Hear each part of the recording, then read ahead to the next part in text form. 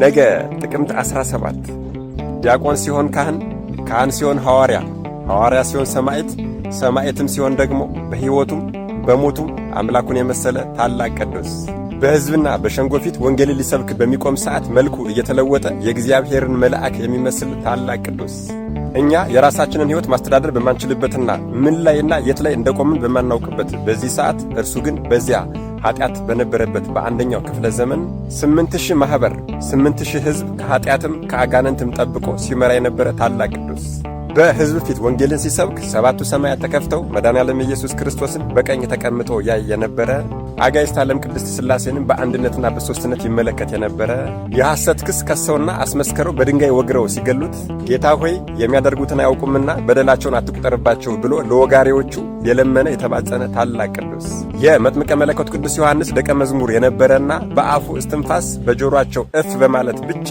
ዲዳዎችና መስማት የተሳናቸውን የሚፈውስ የነበረ የስሙ ትርጓሜ መደብ ወይም ደግሞ አክሊል ማለት የሆነ ይህም ማለት የቀን ሐሩር የሌሊት ቁር የማያስቸግረው ጠንካራ ብርሃን ማለት ነው። የኦሪት ምሁር የነበረ ሲሆን መጥምቀ መለኮት ቅዱስ ዮሐንስ ጌታችን ኢየሱስ ክርስቶስን ካጠመቀው በኋላ የእርሱ ደቀ መዝሙር በመሆን ለ6 ወር ከእግሩ ስር ተቀምጦ ተምሯል። ከጌታችን ዕርገት በኋላ በበዓለ 50 መንፈስ ቅዱስ ለ120 ቤተሰብ ማለትም ለ12 ሐዋርያት ለ72 አርድእትና ለ36 ቅዱሳን አንስት መንፈስ ቅዱስ በወረደ ቀንም የዚህን ሰማዕት የዚህን ቅዱስ ያክል ልሳን የተሰጠው አልነበረም።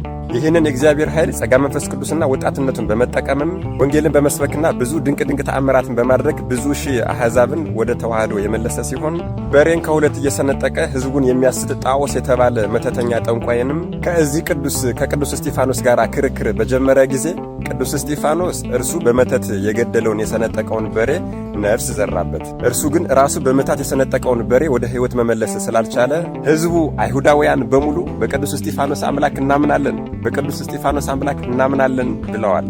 በተመሳሳይም በሌላ ጊዜ ይሄ ናኦስ ጣዖስ የተባለ ጠንቋይ በምትሃት ወደ ላይ ተመጥቆ አየር ላይ ሄደ። በዚህም ሰዓት ይሄ ሰማዕት ወደ ላይ በአብ በወልድ በመንፈስ ቅዱስ 3 ጊዜ ቢያማትብ ይህንን ጠንቋይ በምትሃት ያንሳፈፉት የአየር አጋንንት በሙሉ እንደ ትቢያ ተበትነው እንደ ጢስ በነው ጠፍተዋል። በዚህም ሰዓት ያ ናኦስ የተባለ ጠንቋይ መሬት ላይ ወድቆ ተንኮታኩቶ ሞቷል። ሕዝቡም በቅዱስ እስጢፋኖስ አምላክ እናምናለን ብለው በድጋሚ መድኃኔዓለም ኢየሱስ ክርስቶስን አክብረዋል።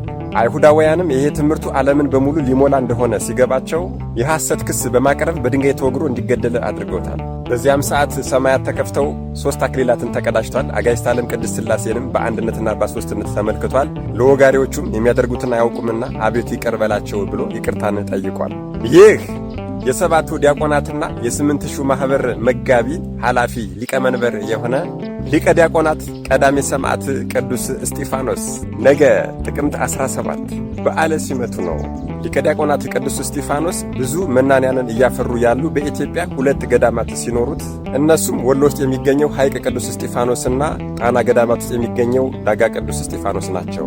ሊቀ ዲያቆናት ቅዱስ እስጢፋኖስ ጥር 1 ቀን ልደቱና ዕረፍቱ፣ ጥቅምት 17 በዓለ ሲመቱና እንዲሁም ደግሞ መስከረም 15 የፍልሰት በዓሉ ነው።